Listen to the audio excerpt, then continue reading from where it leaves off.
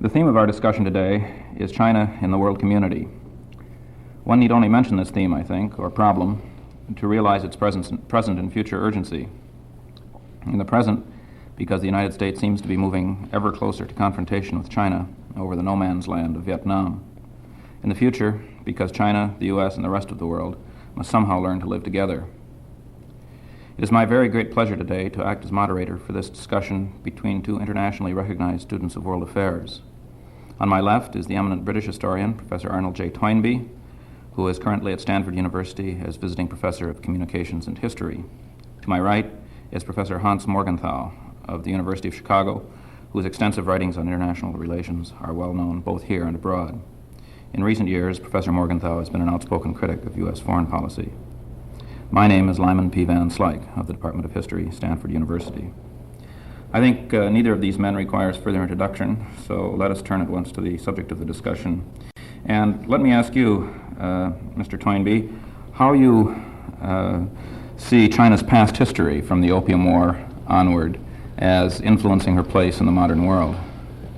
Well, I think this is very relevant to China's attitude to the present-day world, because I think no great people has ever received such a tremendous and monstrous shock as China did in 1840, when a little country from the other side of the world suddenly proved to have irresistible armaments. And the Chinese, in one moment, well, in 2 years, were demoted from being the civilized world to being natives in the Western sense, that word which contains so much meaning.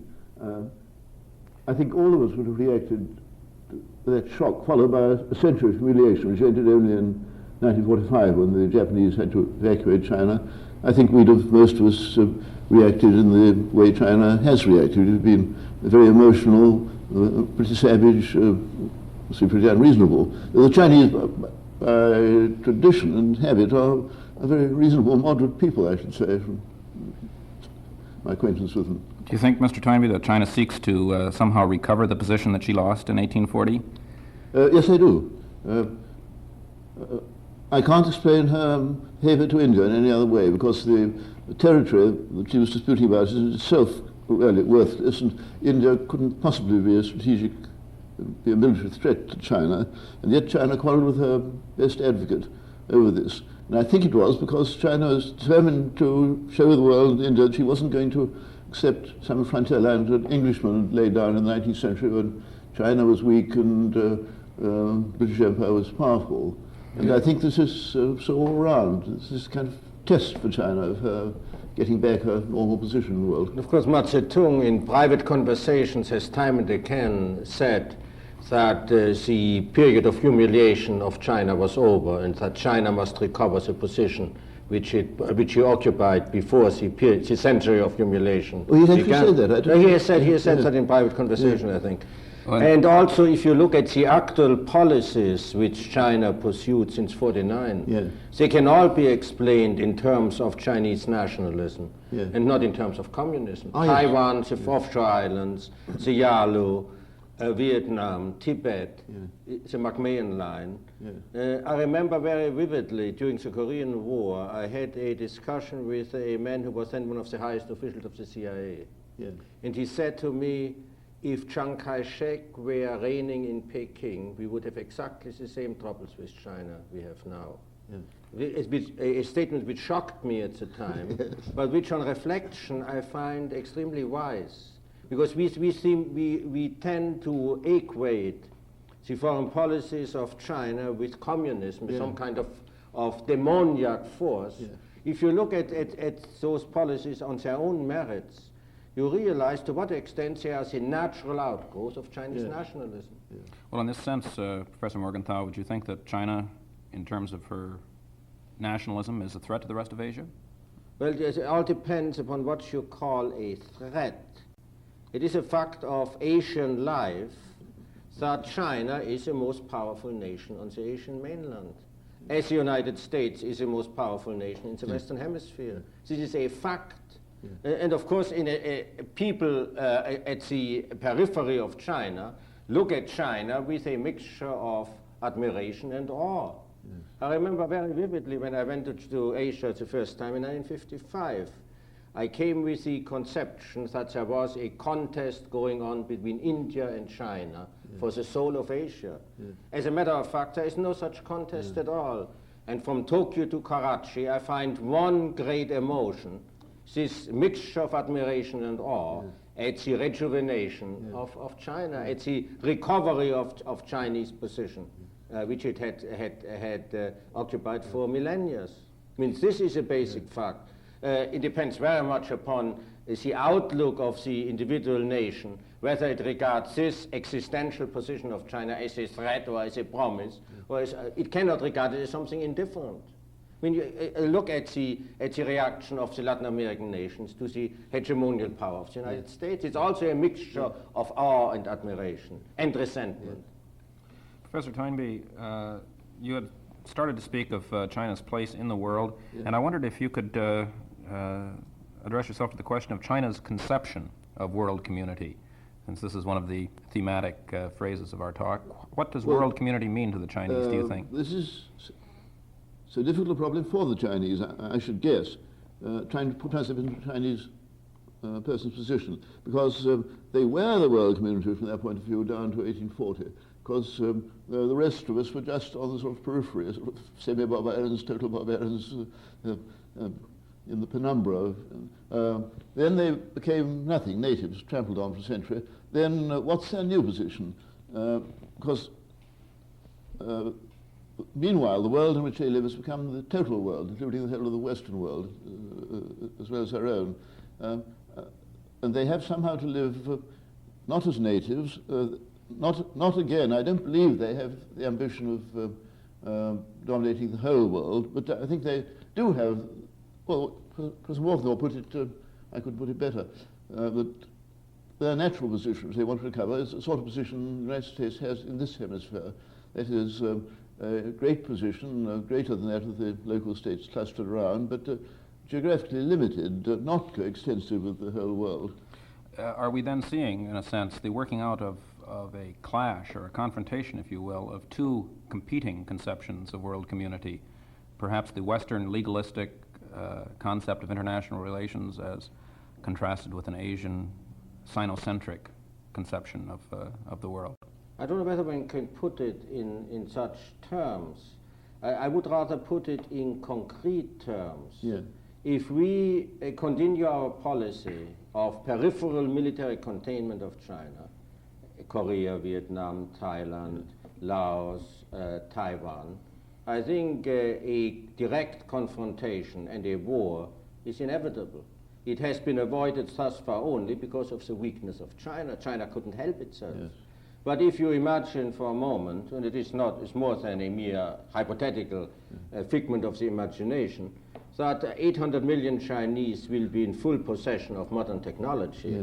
They are not going to tolerate the Seventh Fleet separating what both Chiang Kai-shek and Mao Zedong regard to be an integral part of China from the mainland of China. No self-respecting nation would condone this. Imagine for a moment that after our Civil War, the British fleet had steamed into the Long Island Sound and had established Jefferson Davis on Long Island as the only legitimate government of the United States, and saying to Washington, you cannot have Long Island. We send you some doctors, some journalists, some medical aid if you wish, but there's only one government we recognize, the government of Jefferson Davis on Long Island. How long would Washington have tolerated this? Only as long as it was weak enough that it couldn't help itself. And this is the way I think the Chinese look at Taiwan. Well, if we do speak in these more concrete terms, then what are China's legitimate interests in Asia, and do these legitimate interests conflict with U.S. vital interests in any way, in your opinions? Well, if you think of Chinese legitimate interests in terms of what America thinks to be her legitimate interests, then I don't see why they should conflict. I don't see why China shouldn't have her own sphere in which she holds approximately the same position that America holds in this hemisphere. And China's chief interest in the peripheral area is negative, that other great powers should keep out, just as America's is really. in this hemisphere. And if America doesn't want China to expand, well, China wouldn't want to expand in the sense of annexing Southeast Asian countries, I think, if she wasn't afraid of America establishing herself there. I fully agree with you, even though we both realize that this is a minority view in this country. I know it is. Because in this country we have a tendency to equate Mao Zedong with Stalin and Stalin with Hitler, and to think that Mao Zedong is another Genghis Khan waiting to spread his hordes over all of Asia. I think certainly from the historic point of view, this is an utter misreading of the kind of expansionism China has practiced even at the height of its power during the last millennium, especially in Southeast Asia. I mean, the Chinese have much more relied upon the attractiveness of their culture, the amalgamation of neighboring countries through that attractiveness, rather than upon annexation. They have sent armies to, let me say, to Angkor Wat or to Annam, but not for the purpose of annexation, but in order to establish or restore tributary relationships. And once let me say, the government of the Khmer Empire recognized tangibly the sovereignty of the Chinese emperor, the Chinese armies parted, and the political identity of the neighboring countries was preserved. In a sense, you can say that the present relationships which exist between Cambodia and Burma on the one hand and China on the other are a kind of replica of those, modern replica of those tributary relationships which have traditionally existed between China and the neighboring countries. I could imagine a cordon sanitaire in Southeast Asia consisting of Thailand, Burma, Laos, Cambodia and a united Vietnam, which would be neutral, but of course neutral in favor of China, because those people take a look at the map and realize where the preponderance of power lies. And I couldn't see for the life of me how such a development would conflict with the vital interests of the United States. In other words, de Gaulle's proposition of 5 years ago, the neutralization of all of former Indochina, seems to me to be the only sensible solution to the problem. As a matter of fact, the Vietnamese spent about 2,000 years assimilating Chinese culture, but resisting being assimilated politically by China. And I think they would revert to that if they were given the chance to do so. After all, for all Vietnamese, North and South, communist and non-communist, China is a hereditary enemy. And it's one of the paradoxes of our present policy in Vietnam, that while we ostensibly are in Vietnam in order to contain China, we are in the process of destroying a natural bulwark to the expansion of China, which is Vietnamese nationalism. The French forced Vietnam originally into China's arms, and I would say the United States is keeping Vietnam in China's arms at great expense to herself. We're all historians in a sense here, and we've defined China's present very much in terms of her past, that somehow Mao is a new emperor on the dragon throne. In many ways, of course, perhaps he is, but aren't there new elements here? Isn't there a difference? Is China today simply a replica of imperial China? There is, of course, a difference. There is a technological difference, and there is an ideological difference. Certainly, the Middle Kingdom didn't have the technological power to expand to the rest of the world. The Chinese emperor could claim suzerainty over all the princes of the world, but he couldn't make it stick. When George III sent an embassy to Peking in the 18th century, of course, the emperor could tell them he didn't need anything from Great Britain. After all, the British king was a vassal of the emperor. But he had to let it go at that. Today, if China wants to make such a claim stick, it could make it stick. It could try to make it stick by means of modern technology. And secondly, of course, the world revolutionary ideology of communism is a new element. And how the superimposition of this new element upon the traditional ethnocentrism of China is going to work out is anybody's guess. Well, now, I'm sorry to go back to history. We have one important precedent in Chinese history, and that is the adoption of Buddhism, which is other big foreign thing, in this case from India, communism from the West. But if you look at we know the whole story of Buddhism. China has made it over into something Chinese. Buddhism, like communism, was a world missionary religion, like communism or Christianity or Islam. Of course, the Chinese claim already to have Sinicized Marxism. This is Mao's unique characteristic. The Russians agree. Yes. Pervert, I think, is the word they Sure, would exactly, use. but they agree. I mean, Stalin thought that Mao Zedong's communism was not a real article, it was something disreputable, something Chinese and not to be taken seriously. Now, I wonder if you, as a Chinese scholar, wouldn't say that as soon as you translate something into the Chinese characters, you inevitably Chinesify it, Sinify it. Well, it's certainly true that the Chinese language carries a very, very heavy intellectual baggage. Especially with the it. visual characters Yes, and yes, the meaning behind them. It's quite true.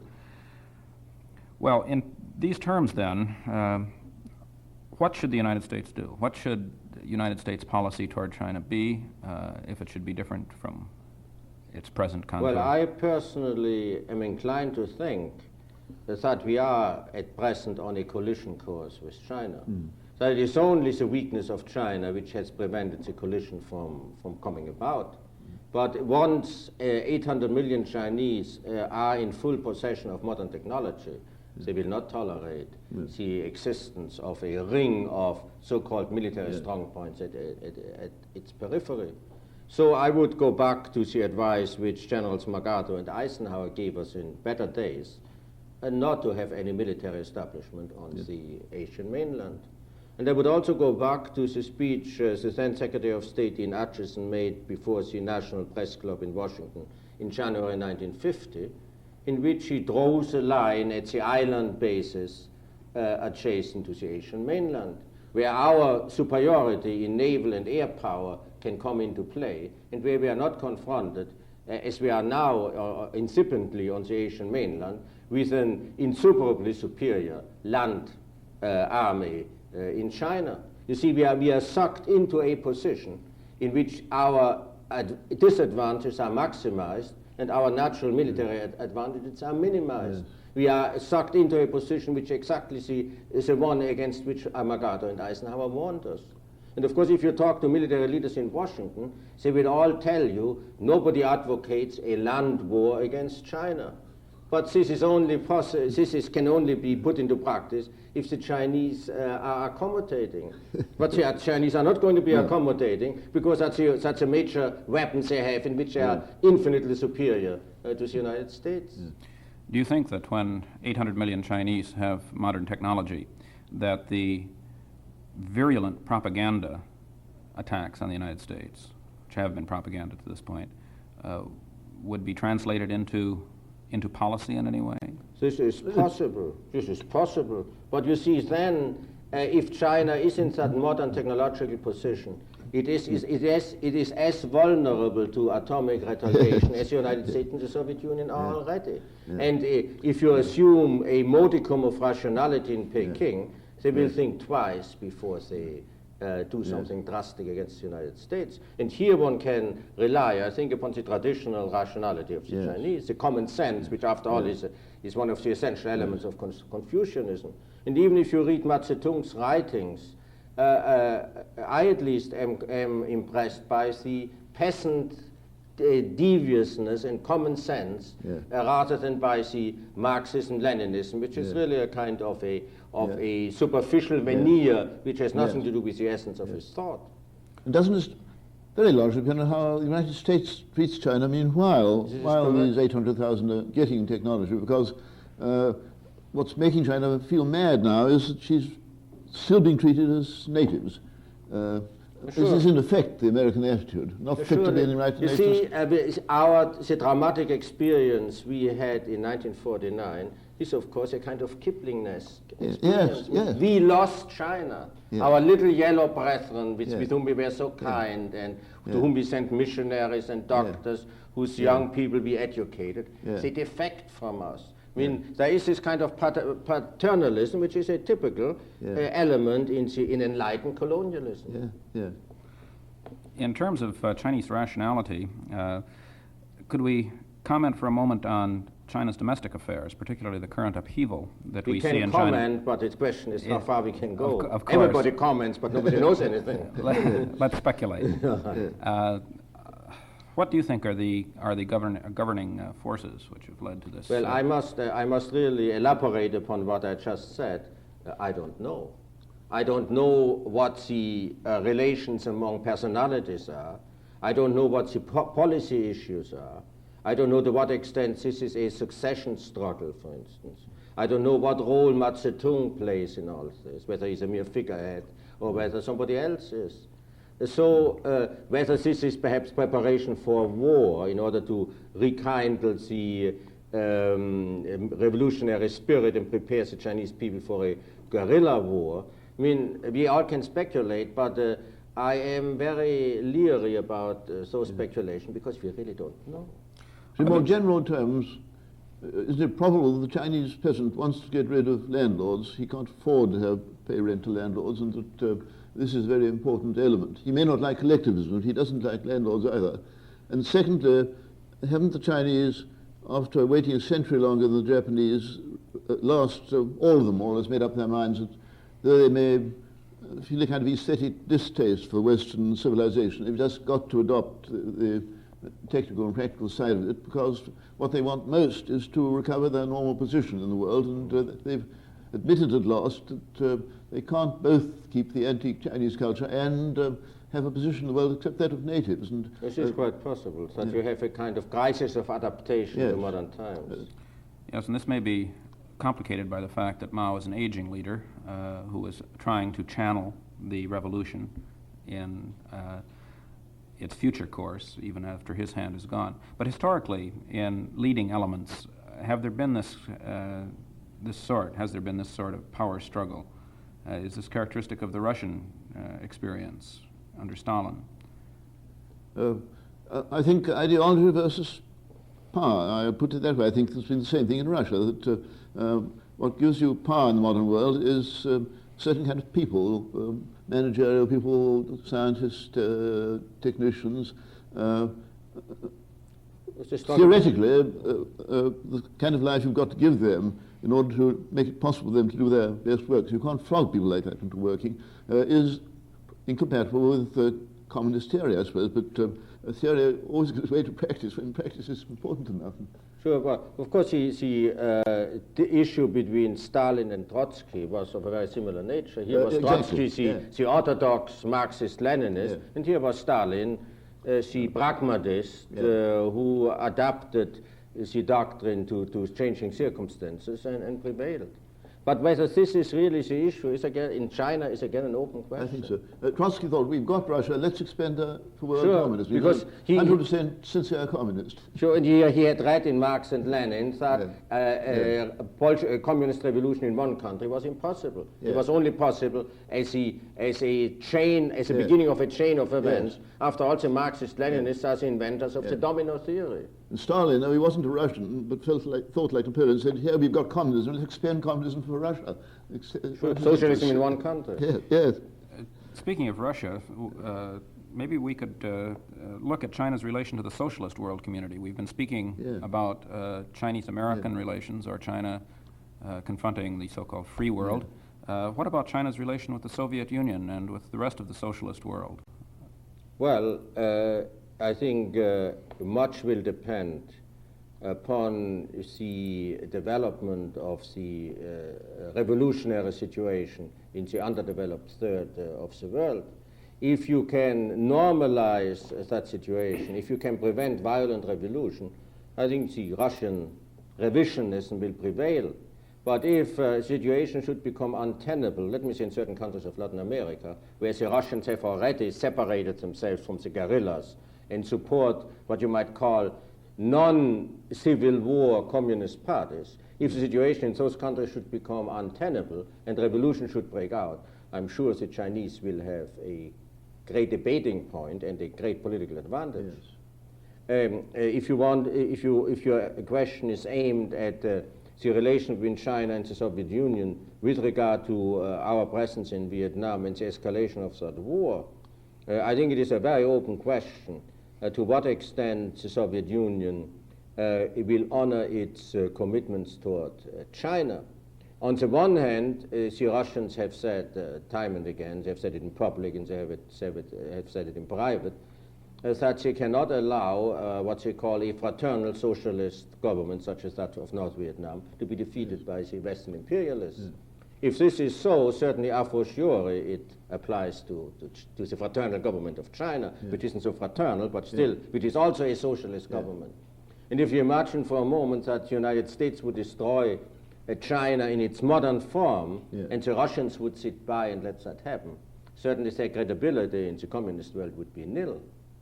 On the other hand, of course, the Russians would be delighted to see the United States and, the Soviet, and China to weaken each other drastically in a war. As the Chinese would be delighted to see the Soviet Union and the United States fight a war, and as we would be delighted to see the Soviet Union and China fight a war. So there are certainly conflicting interests in the Kremlin, and nobody can say in advance, even the leaders of the Kremlin couldn't say today which trend of opinion will prevail.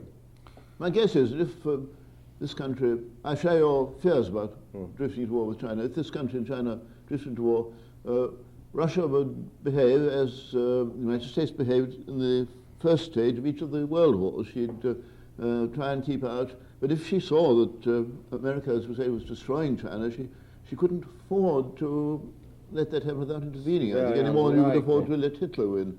Yeah, of course, you see, the power of the United States vis-à-vis China at present is so overwhelming that if our strategy is right and our war aims are limited, we could, of course, destroy the modern achievements of China.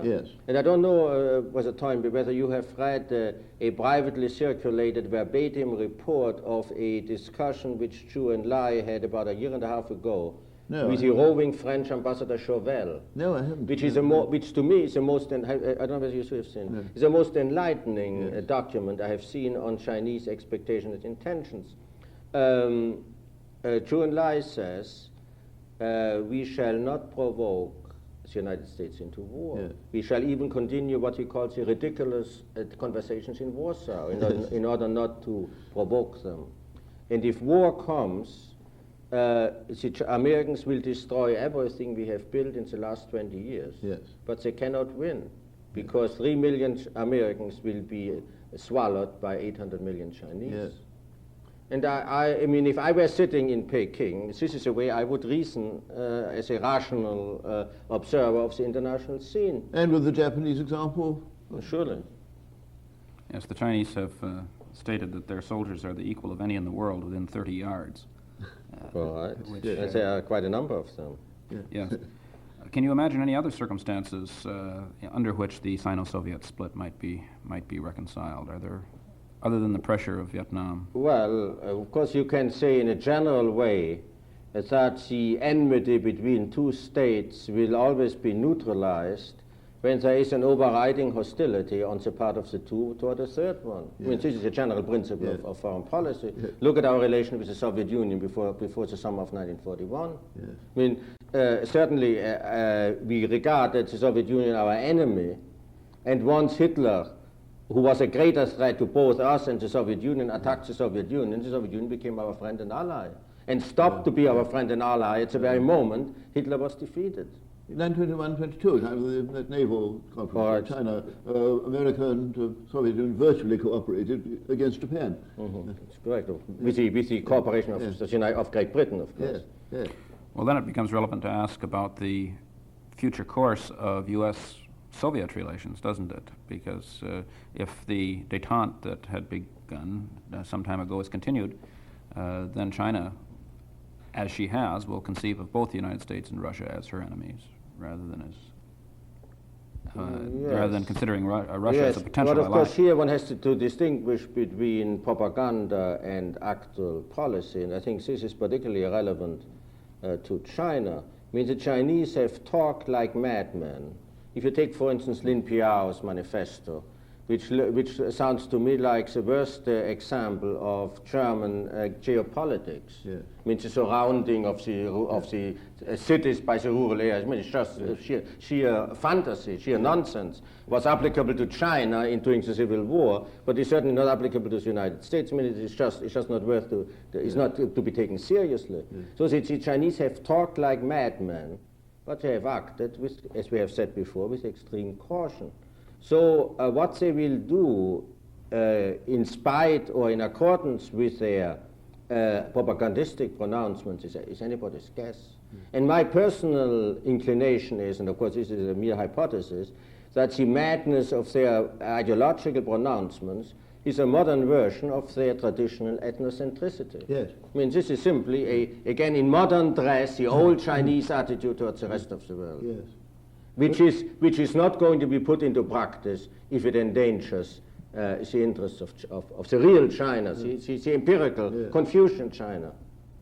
So, in more extravagant terms now, because it's less in touch with reality. In the past, for half the world, it was a reality. But, sure. And the Chinese have tried it. You see, they have tried to stir up revolutions in Latin America and in Africa, and have been eminently unsuccessful. And again, considering the traditional Chinese common sense, or any common sense, they have learned from that experience, as we have learned from our similar failure in the underdeveloped third of the world, and as the Russians have learned. You see, all three of us have competed for the soul of the underdeveloped third of the world. And for some reason, rational or irrational, the underdeveloped third of the world prefers to be miserable in its own way than to be happy in our, or the Chinese, or the Russian way. And so all three of us have learned from that experience, and we have retreated from that once first competition.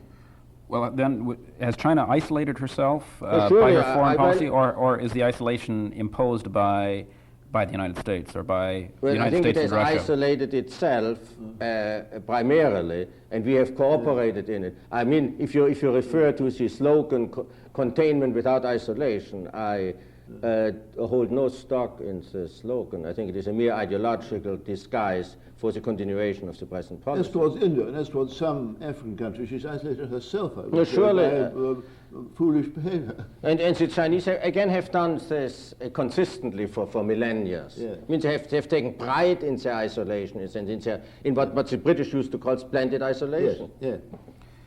At the same time, China continues to trade actively with capitalist countries such as Canada, Japan, Australia, West Germany.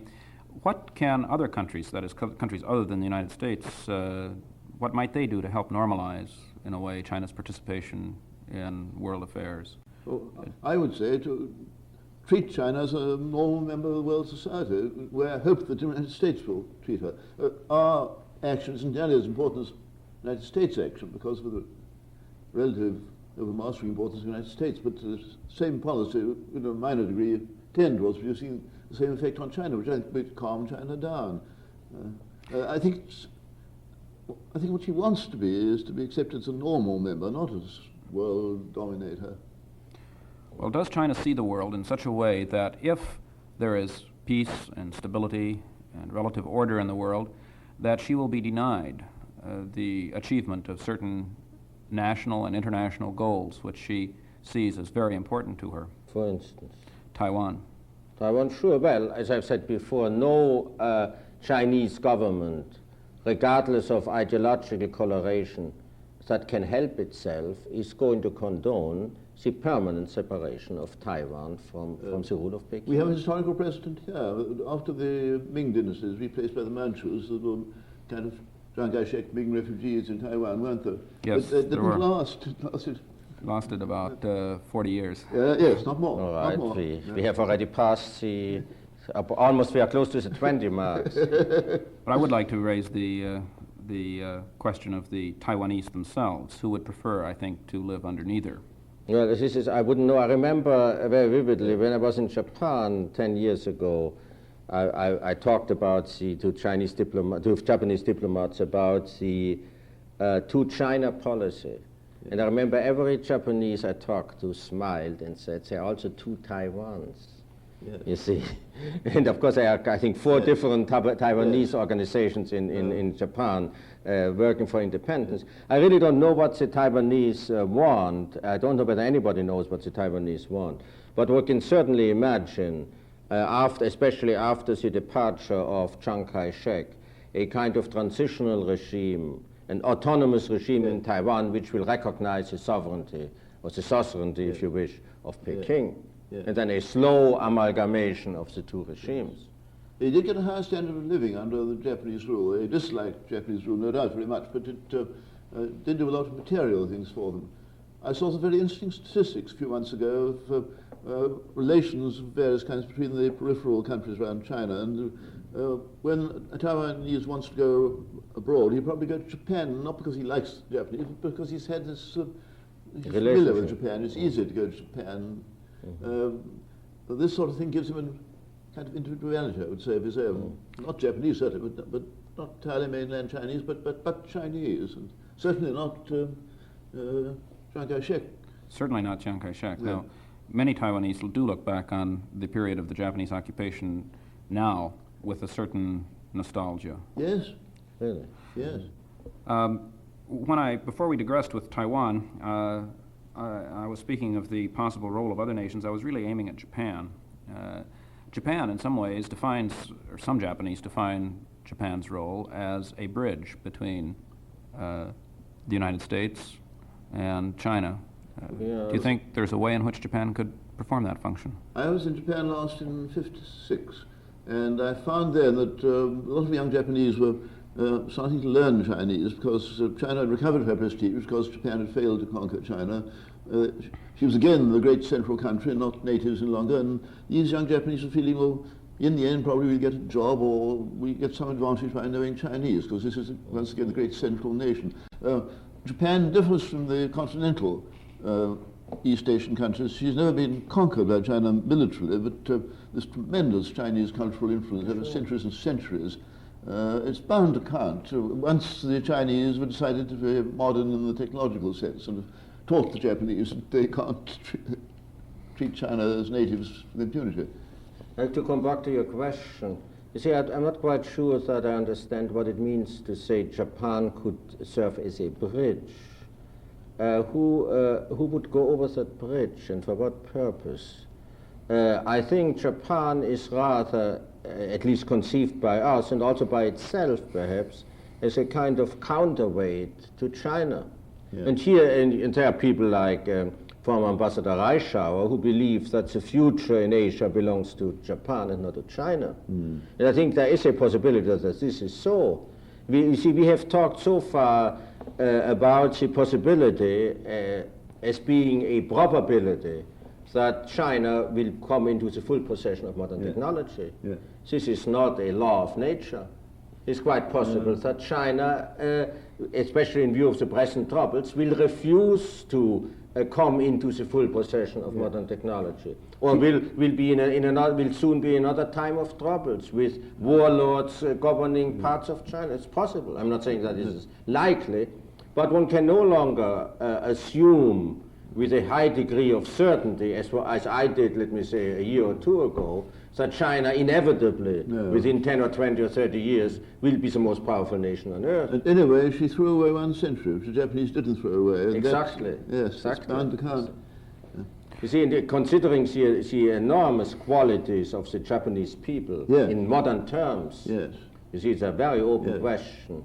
Who will be really, in modern terms, the predominant power in Asia? I mean, I would still, if I had to make a bet, I would put my bets on China, but I would look at the situation with certain misgivings. I would think I might risk my money.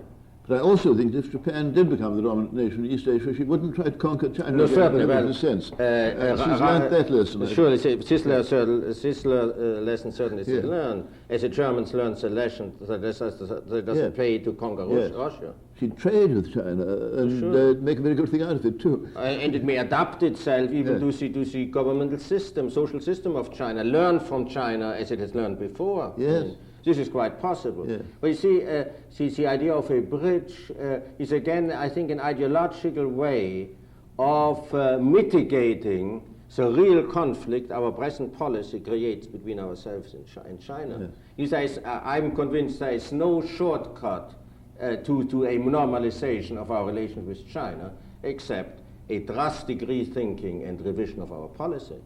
I mean, Japan is not going to help us. The slogan, containment without isolation, is not going to help us. I think we have injected ourselves on the Asian mainland and between Taiwan and the Asian mainland in such a way that a violent conflict is inevitable if we do not mind our ways, in a sense. And if America does change her policy, she'll need great patience, which isn't one of America's outstanding virtues, it seems to me, because you will have to labor away at this change of policy without getting very quick results. Exactly, and do it very hard for the gradually. American people to take.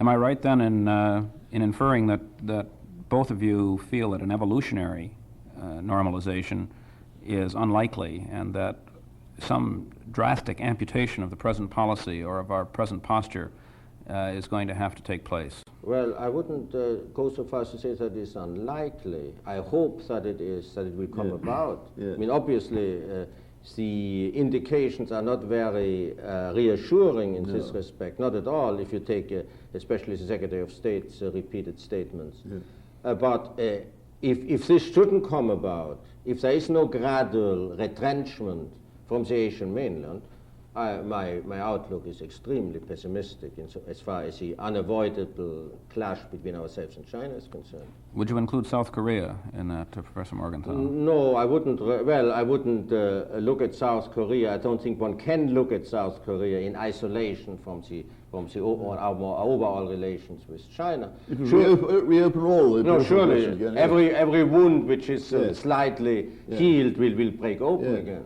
If there is a, I mean, if this is, perhaps I didn't get your question. If there is a conflict between the United States and China, I'm sure that there will, and Zhou Enlai has made this point recently in his interview with the what is his name? You know, who wrote for the Chicago Daily News? Jacques Marly. Marly. I mean, that there will be a war at the frontiers of China wherever there are American troops.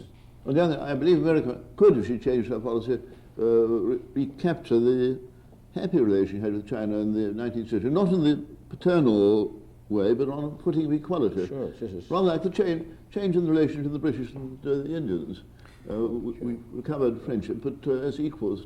On that particular point, Professor Toynbee, how would you assess the significance, if any, of the current rioting in Hong Kong, which is a legacy of the British 19th century experience in China? Do you think that the Chinese are seriously seeking the return of China, or the humiliation of, or the return of Hong Kong, pardon me, or the humiliation of Great Britain in this? Probably humiliation, I think. I think it's like these dancers' caps they put on the head of distinguished people, and then they put them back in the previous office next day. It's also a forceful reminder that the British are in Hong Kong on the tolerance of China.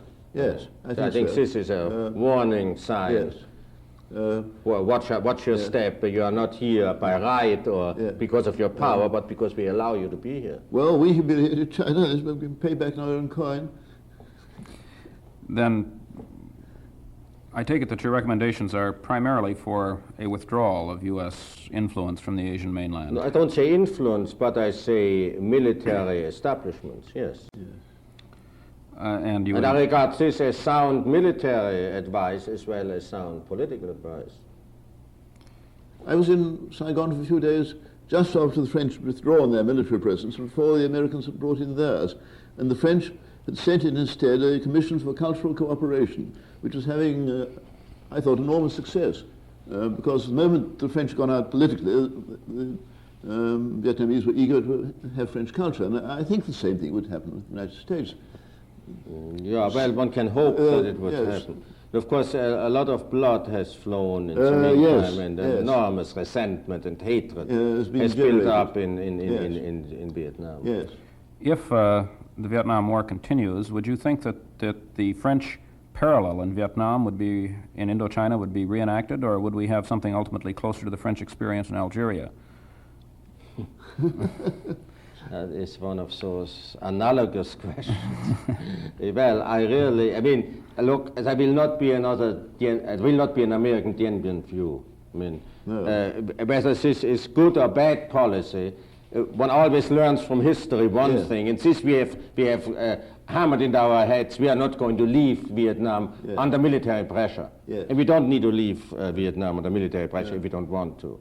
But I often do think of France going out to Algeria in this connection, and think of de Gaulle, who, very annoying man to Britain and America, especially at this moment to Britain, but this was a tremendous act of statesmanship, imagination, and the courage to do something which superficially might make France look as if you're going to lose face. France gained prestige enormously and gained the gratitude of the world by putting an end to a war which any spark now may cause a world blaze, and anyone who puts out a spark they've kindled receives gratitude all over the world. So that in a sense, a statesman-like liquidation of the war in Vietnam could redound to the credit of the United States. As an outsider, very friendly to the United States, this is what I believe. Well, and I'm convinced of it. Look at the decline in our prestige because of the Vietnam War, on military and moral reasons. Here is the most powerful nation on earth, which drops every piece of military hardware it has got, with the exception of nuclear weapons, upon 30 million pyjama-clad peasants, and cannot subdue that nation. Do you think that increases the prestige of the United States? And here's look at the moral problem. Here the United States, in the beginning of history, has stood for certain basic principles of statesmanship and public morality, which are being thrown overboard in Vietnam. So if we had a de Gaulle who is sure enough of himself to be able to admit a mistake, that's it. we would look to the rest of the world not only as the militarily most powerful nation on earth, but also as the morally most attractive nation, and as politically the wisest nation on earth. Our prestige would soar. It produce a magic change. I am absolutely convinced of that. There's a thing I find many Americans don't realize. Europeans have experienced what Vietnamese are being put through by the Americans. Americans haven't experienced it. I and my wife have been part of a civilian population under bombardment. We know what it feels like to be a Vietnamese. We instinctively sympathize with that. All the continental people conquered by the Germans had resistance movements, and they understand Viet Cong because they've experienced it. They've done the same thing themselves. Now, Americans, I think, don't reckon with this and the effect on people's feelings. In other words, we reckon with it rationally, but not with our not own with our life feelings. experiences, you see. We haven't had we haven't gone through this. Yeah. Was there ever a time that the Algerian War was called de Gaulle's War? No, in the same way that Vietnam is sometimes referred to as Johnson's. No, but you know very well that de Gaulle was brought to power for the purpose of keeping Algeria French. But I think it was never called de Gaulle's War because it became very soon obvious that de Gaulle was not going to execute the mandate under which he was brought to power, but quite to the contrary. I mean, because de Gaulle is not only very intelligent and courageous man, he's also awfully devious. Do you think that the leading elements in our administration in the United States see the Vietnam War as a proxy war against China? Well, sure. There's no doubt about that. I mean, our leaders have told us time and again we are in Vietnam to stop communism. And Rusk has said one thing is sure, the North Vietnamese will not get the real estate of the South. And since we equate in Asia still the different communisms as we correctly did 10 years ago in the rest of the world, since we still believe in a demonology of communism, which has its seat in Peking, where the devil reigns, which pulls all the strings, which is responsible for everything that happens in Asia, if not in the rest of the world. So there isn't any doubt that we have China in mind while we are fighting in Vietnam. What surprises me, I can understand the popular uninformed opinion in America having this illusion, but apparently people in Washington have this illusion. I listened to General Westmoreland. Yes. And General Westmoreland said, there is a Chinese master plan, and Vietnam is one example of this. Yes. And he said, I have not had seen anything pointing toward a civil war in South Vietnam. I know. You see, I'm always reminded of the statement which William Graham Sumner made 60 years ago, that the amount of superstition in the world has not changed. Only it attaches now to politics rather than to religion. We believe in political devils. We believe in political witches. We are unable to recognize empirical causality. What happened in South Vietnam cannot have come about by social events which can be causally explained. It's a result of some kind of devious devilish machination from some kind of central point far away, and we are living in a secular religious age, and we are acting and thinking in the same irrational way in which our ancestors talked about natural events, when they thought that rain is a result of some kind of machination from some kind of spirit, or the lack of rain is also the result of the refusal of some kind of evil spirit to act. I mean, the Chinese are no more responsible for what happened in South Vietnam for the last 10 years than a devil was responsible for the flu epidemic in Europe 50 years ago. This is the terrible obstacle, I think. I don't sure, because a rational argument does not penetrate this superstition. And it's terrifying when people who are well-informed, very able, intelligent people, and have this immense power in their hands, feel this popular and you see, feeling. And what is so disturbing is that they are absolutely sincere in their convictions. Yeah. I mean, I have talked to one of the highest officials of our government, who is an old friend of mine, about 6 months ago, about a year ago now, and I mean, Vice President Humphrey. Yes. And the trouble is that he believes every word he says. That's the trouble. That he believes in this fiction, this fictional world, as though it was a real world. Yes. I mean, if he were lying, I would at least credit him with some sense of reality. I might not credit him with honesty, but I would credit him with some sense of reality. But he has no sense of reality at all. I'd be less afraid if he was lying. Exactly, exactly. Because you see, our government has created a fictional world upon which it acts, as though it was a real world. And what we call intelligence is an attempt to give a pseudo-empirical basis to that fictional world. Yes. Aren't we particularly subject to stereotype thinking and the creation of a fictional world in Asia, where there are vast cultural differences between our outlook and theirs, and where we have perhaps the legacy still of the McCarthy era forcing us into relatively inflexible posture? There's also, of course, the lack of direct experience. I mean, what do we know about Vietnam?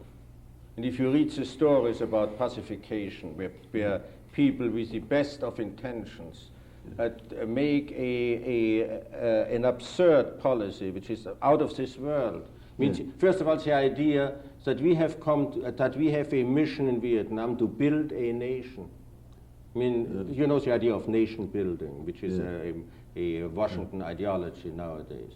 But I mean, there has been a nation for 1,000 years, not the kind of nation with which we are acquainted, but a real social coherence with a very intelligent, attractive people. I mean, I was very much moved going, for instance, in Vietnam, into those refugee villages, and to see with what intelligence and devotion to the public good those people have built up out of nothing schools. I remember I went into some classrooms where bright young teachers taught very nice, bright and clean children how to read and write and history and so forth. I got a glimpse of that too. I mean, these are very attractive and intelligent people. They have a different culture from our own. But where is it written that our culture is a paradigm for all cultures? And who has given us the mission to bring that culture to the rest of the world? Where was it written that a line of latitude drawn by other people in 1954 created two separate nations? Exactly. The whole idea of foreign aggression is, of course, another fiction, you see. Another fiction upon which policy is based. And you see, as long as you cling to that fiction, you cannot end that war. Because you negotiate with Hanoi as though it was the foreign power which is responsible for what happens in the South. I mean, let me suppose Hanoi collapses tomorrow and signs on the dotted line. Who is going to enforce such a settlement upon the 200,000 Viet Cong in the South? And even General Maxwell Taylor in his recent book makes that point. He argues against the all-out bombers and says, let me suppose North Vietnam is completely destroyed. We still will have to cope with 200,000 Viet Cong in the south. And you can only do it by destroying the south too. You're right, sure. So you can do that and you can settle the problem. That's the way the Nazis settled the Jewish problem. Yeah. Do you think that we're speaking of images of each other, which of course is important to the whole question of our relations, since one acts on one's images and one's conceptions. What do you think that the Chinese conception is of the United States, and do you think that it is more accurate or less accurate than our conception of the Chinese? Well, I know very little about it, but I know something about the complete ignorance of most Chinese leaders of the outside world. I mean, anybody who has spoken to Chinese leaders from the West has been impressed with the lack of understanding of what the outside world is all about, which again is a Chinese characteristic of long standing. It's a willful ignorance. Because what do we Chinese need to know anything about the outside world? We are self-sufficient. This applies certainly to some leaders. I wonder if it applies to a man like Zhou Enlai. No, sir, Zhou Enlai is the only exception. First of all, he is highly intelligent. I mean, I think together with de Gaulle, probably the most intelligent statesman on the world scene today. I mean, at Geneva in '54. Zhou Enlai was the dominating figure. I mean, he was really the Metternich of the conference. I mean, the dominating figure, and a man of enormous sophistication and intelligence and how should I say, breeding. I mean, he walks like a snake. He doesn't really walk. He moves in an almost feminine way. I mean, I must say I was fascinated by Zhou Enlai, watching him. I got even into trouble because I was at a buffet where all these statesmen were there, and I got so fascinated by Zhou Enlai watching him that a Secret Service officer came to me and told me to take it easy.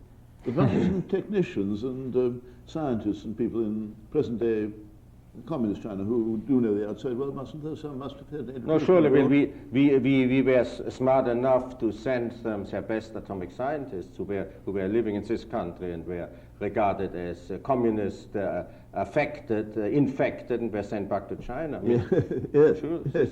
So certainly there are some people who know the outside world, but after all, there are 800 million, 750 million Chinese, and so there are very few Chinese who really know the outside world. Yes. Isn't it important to try to improve that knowledge? Surely. But of course, it isn't sufficient to be physically elsewhere. I mean, you have to have an open mind in order to grasp what is going on in the outside world.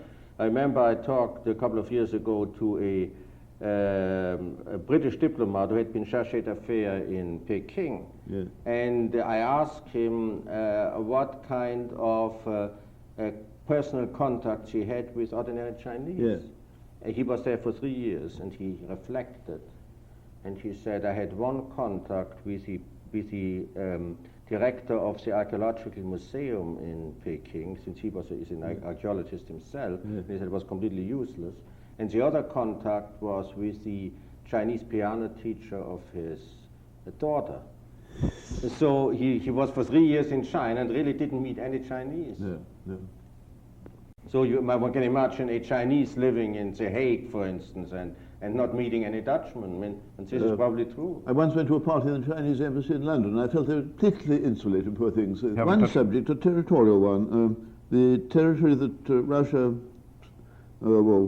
forced China to give up to her in 1858 to 1860, that left bank part of the Amur Basin and the maritime territory down to Vladivostok. Are the Chinese thinking about that? It wasn't exactly Chinese, there were just a few Chinese peddlers and merchants there, and Manchu territory rather than Chinese, but still it was part of that Manchu empire. Sure, they have claimed it. How serious they are is again an open question. I don't know. But I mean, are they ready to fight a nuclear war with the Soviet Union, risking almost certain destruction in order to get some territory which they really don't need, which is really only a satisfaction to their amour propre? I don't think myself they go as far as that. On the other hand, if I were a Russian, I should be anxious about this. No, surely the Russians are. What is Macau or Hong Kong or even Taiwan compared to this extent of territory?